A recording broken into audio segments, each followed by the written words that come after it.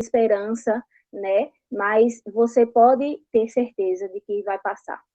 São dias difíceis, são dias dolorosos, não é fácil. Eu não estou aqui dizendo que é fácil, gente, não é. Né? Porque quando a gente passa por uma situação assim, a gente consegue ter até mais empatia para entender o outro, né? E às vezes alguém pode chegar para você e dizer que é frescura o que você passa. Ah, não, é frescura. Ah, não, é assim mesmo. Ah, que besteira, é exagero. Mas quando a gente passa por situações assim, a gente sabe que não é, né? Então, assim, se você está passando por esses momentos, eu quero dizer a você que não perca a esperança. Se você está passando por esses momentos, eu quero dizer a você que há esperança em dias melhores, mesmo em meio a dificuldades. Se você está passando por esse momento, eu quero que você saiba que você não está sozinho, porque o Senhor está perto. O Senhor está junto da gente. Você não precisa se sentir só, né? Em momentos assim, a gente costuma se sentir muito sozinho, né? Porque assim acontece duas coisas. Ou a gente afasta quem está perto de nós, porque quando a gente enfrenta momentos assim, nós não queremos ninguém por perto, né? A gente afasta todo mundo porque a gente acredita que a gente está fazendo mal àquelas pessoas, ou que aquelas pessoas nunca vão nos entender e tal e tal. Ou as pessoas realmente não nos entendem e se afastam. Porque daqui a pouco começa a olhar para a gente e dizer assim: você não é mais o mesmo. Você mudou, você não era assim. Você não é assado, né? As pessoas começam a olhar para a gente e ver na gente uma diferença, porque a gente realmente muda em momentos de dores, em momentos assim. E a gente começa a se sentir muito sozinho. E a solidão é outra coisa que nos empurra ainda mais para a depressão, para a ansiedade, né? Justamente. E é muito complicado enfrentar, né, muitas vezes a incompreensão. Né? No meu caso, graças a Deus, eu tive uma ajuda muito grande, que foi da minha esposa, né, que esteve ao meu lado. Né? Ela sempre foi muito compreensiva em todo o processo, ela sempre esteve do meu lado em toda a situação. Né? Eu lembro de dias em que eu chorei profundamente e ela estava ali comigo, dias em que eu desabafei coisas no meu coração e ela estava ali ouvindo, né, e sempre ao meu lado. Mas eu sei que também existem pessoas que enfrentam essas situações e inclusive os familiares, eles não têm o olhar de compreensão sobre o fato. Então, assim, eu sei o quanto às vezes você pode estar entrando numa situação de solidão, né, de olhar à sua volta, de procurar as pessoas, né? Às vezes, para um ansioso, acontece o seguinte: você falar é curador.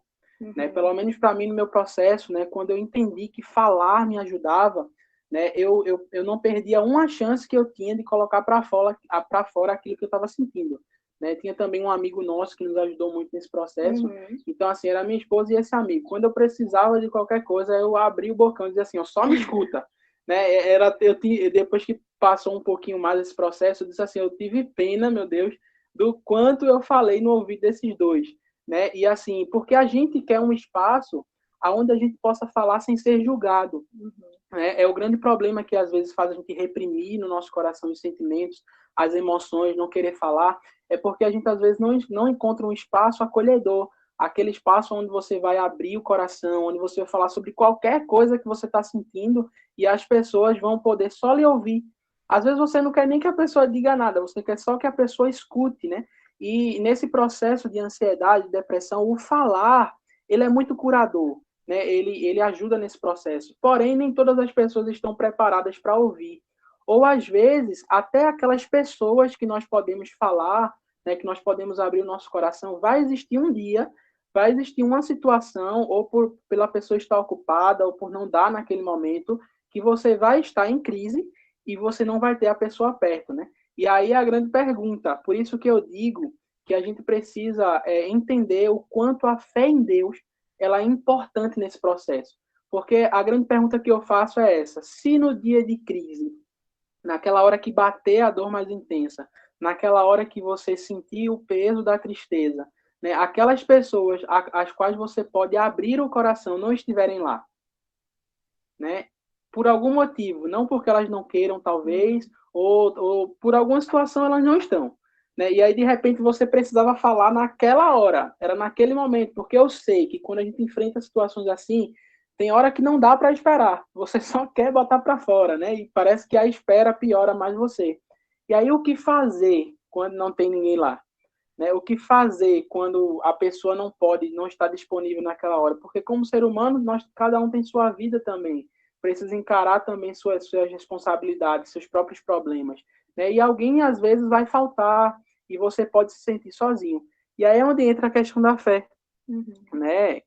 Que nós podemos falar, né? Que Deus, ele é aquele que está sempre perto. Isso. Então, quando a gente entende isso, pessoal, é muito curador. Porque quando a gente entende o seguinte, perto está o Senhor, no texto que a Aline leu no começo de Filipenses 4, né, tem no versículo 4, Sim. No versículo 5, ele diz assim, ó, perto está o Senhor. E essa relação de proximidade é a relação de alguém mesmo que chegou junto, que está perto, que está ali, que está presente.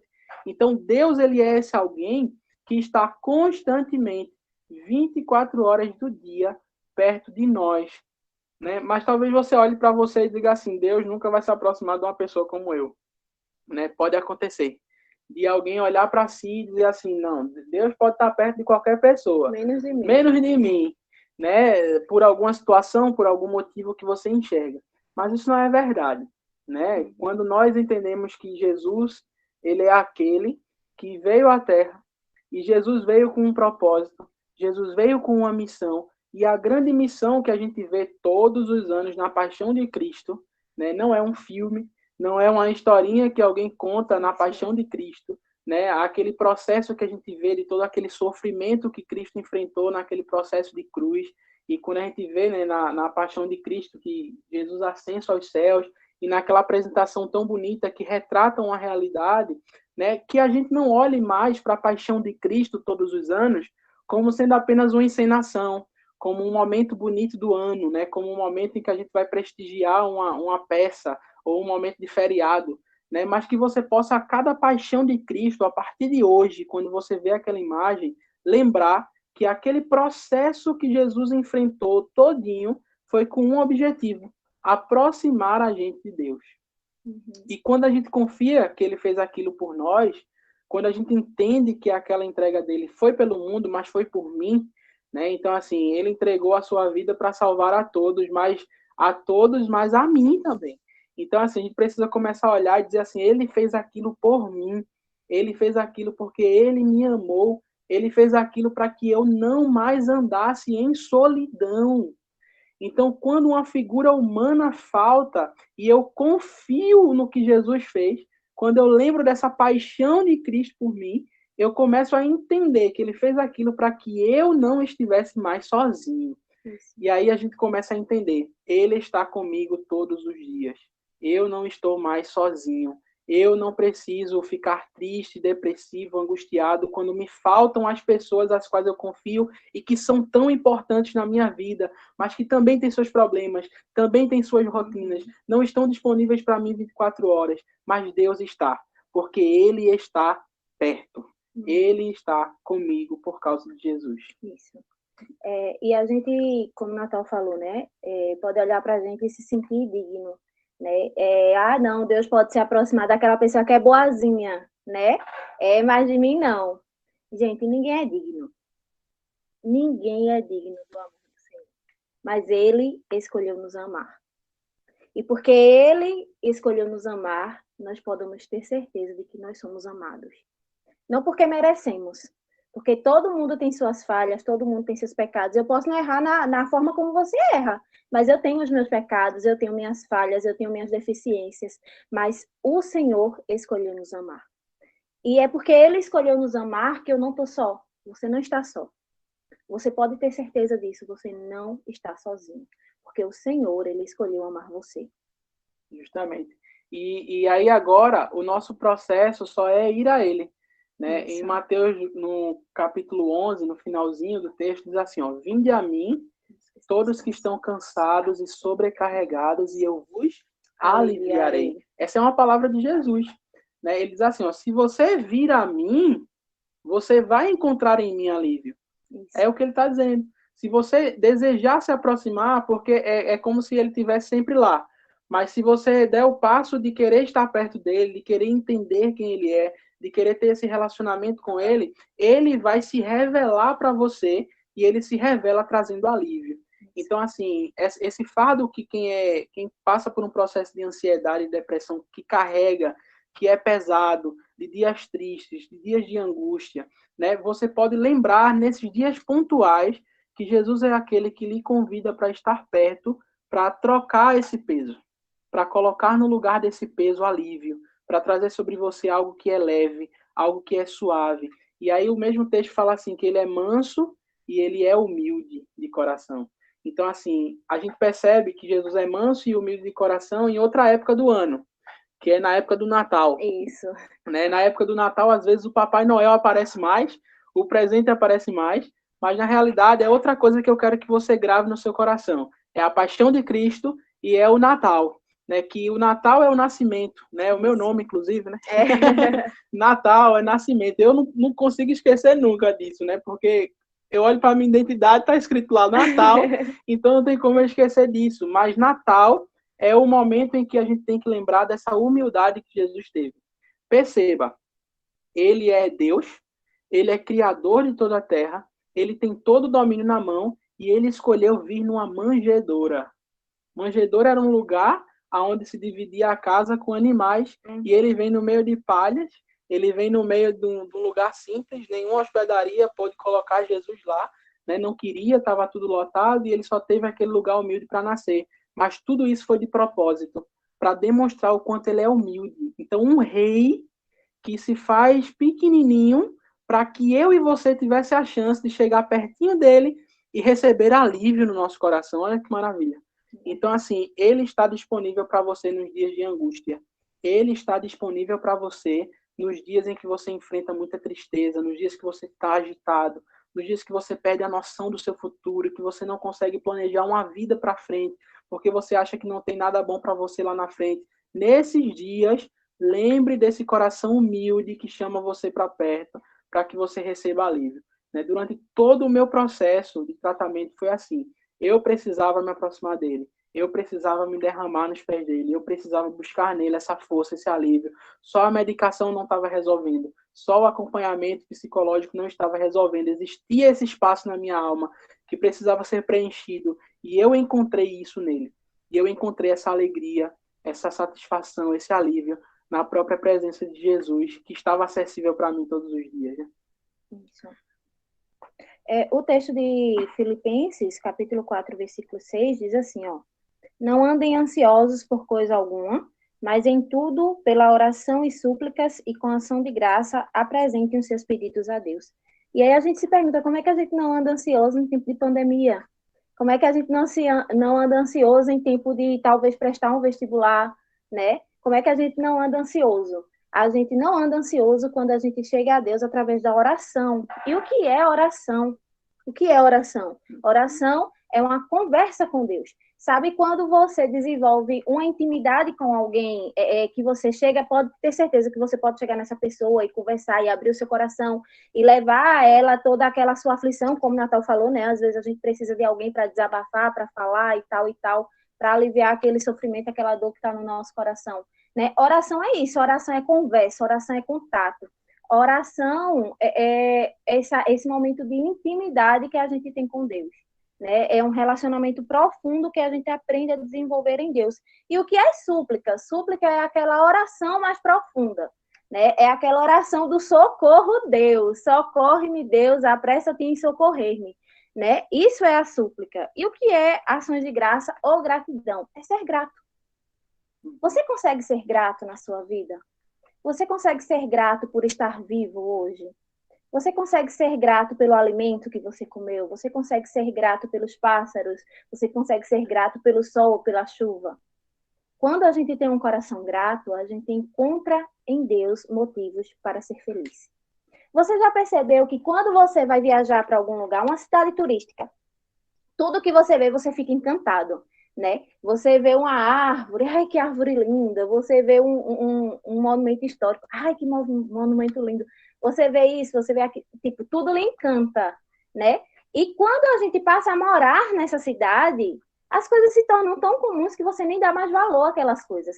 Por exemplo, a gente foi morar no sertão, né? E por incrível que pareça, tem água no sertão. Muita água, pessoal. Quer dizer, pelo menos na cidade que a gente morou, né? Era próximo do rio. É isso, o rio passava, cortava o meio da cidade que fazia a divisão entre Pernambuco e Bahia. E a gente morava no lado de cá. E quando a gente chegou, Quando a gente chegou, a gente viu o rio. Nossa, que rio lindo! Ai, meu Deus do céu, que coisa linda! Aí os irmãos da igreja levaram a gente para um lugar que a gente chama de Prainha, né? É um lugar assim do outro lado do rio, em Pernambuco, que a gente consegue tomar banho, realmente parece uma praia, né? Só com água doce. E aí, a gente, quando foi as primeiras vezes, era a coisa mais linda do mundo. Mas depois de um tempo, a gente nem ligava mais para o rio, né? Porque as coisas do dia a dia, que são comuns, a gente perde, às vezes, de olhar com a beleza daquela questão, daquela situação, né? A gente perde, às vezes, a beleza das coisas. Você consegue ainda ver a beleza nas coisas? Você tem um coração grato? Quando a gente tem um coração grato, a gente consegue ver Deus agindo nos pequenos detalhes. Obrigada, Deus, porque hoje eu estou vivo. Obrigada, Deus, porque hoje você me deu o meu alimento. Obrigada, Deus, porque você proveu aquilo que eu precisava. Você me deu escape na hora que eu pensei que não ia mais ter solução. A gratidão direcionada, ela traz mais alívio à alma, né? Porque, assim, às vezes a gente vê algumas filosofias também que falam assim, agradeça ao universo, né? ou agradeça à natureza, né? E às vezes a gente foca nessas coisas, né? Para agradecer a coisas criadas, a objetos criados. E entenda, a gratidão não direcionada a Deus, ela não vai trazer alívio ao seu coração. Isso. Ela não vai trazer para a sua vida aquilo que você precisa. Esse micro-olhar da vida que a Leandra está falando, né, é essa simples visão de que eu acordei hoje e eu consigo enxergar na minha respiração, na minha saúde, a alegria a ponto de dizer assim, obrigado, Deus, pela vida. E é a primeira coisa que se vai quando a gente enfrenta questões emocionais.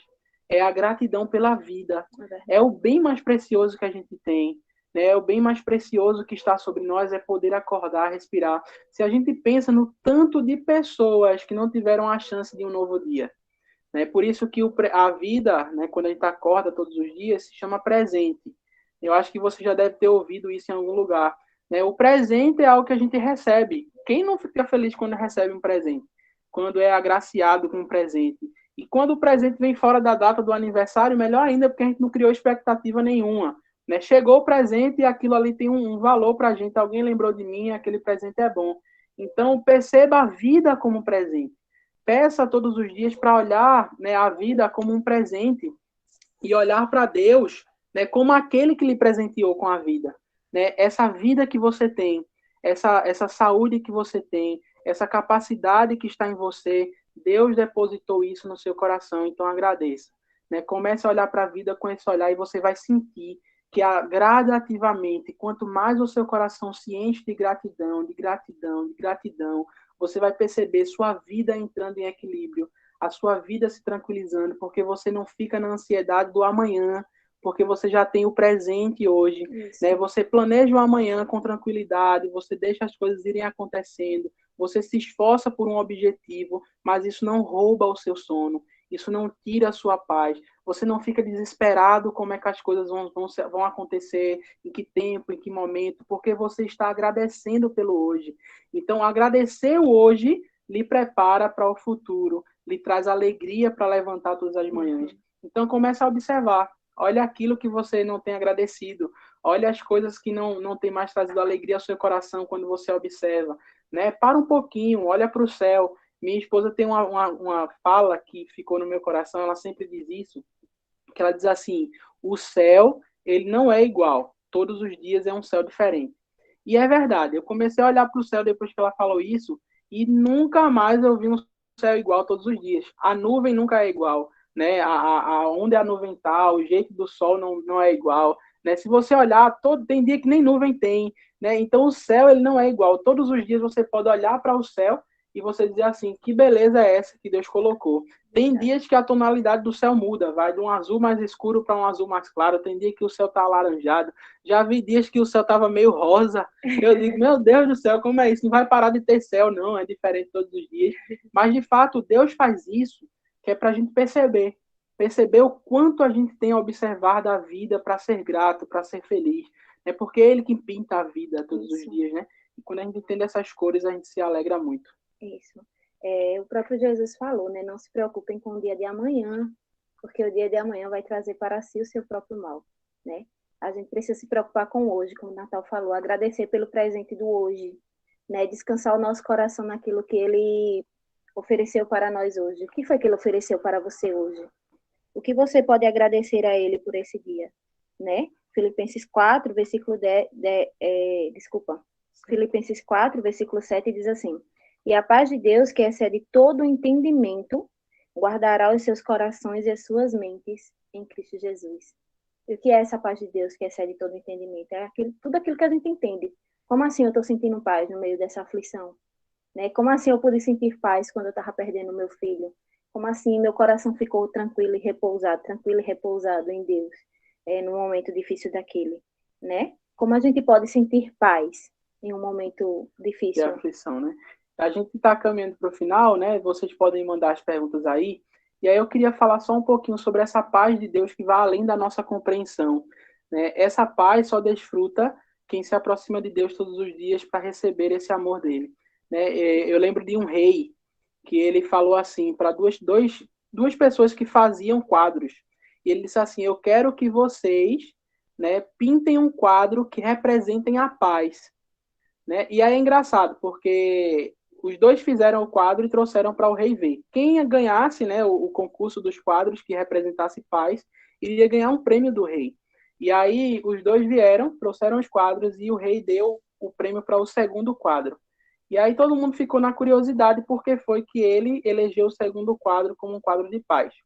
O primeiro quadro era um céu bem azul, né? Não estava ventando no primeiro quadro, né? Ele desenhou um lago que o vento nem batia, que estava parecendo um espelho, assim, um lago bem bonito, né? Umas árvores paradas que nem ventavam e um quadro que representava muita tranquilidade. Foi o primeiro quadro que foi pintado. Já o segundo pintor, ele tinha feito um quadro onde tinha umas montanhas com as pedras rolando.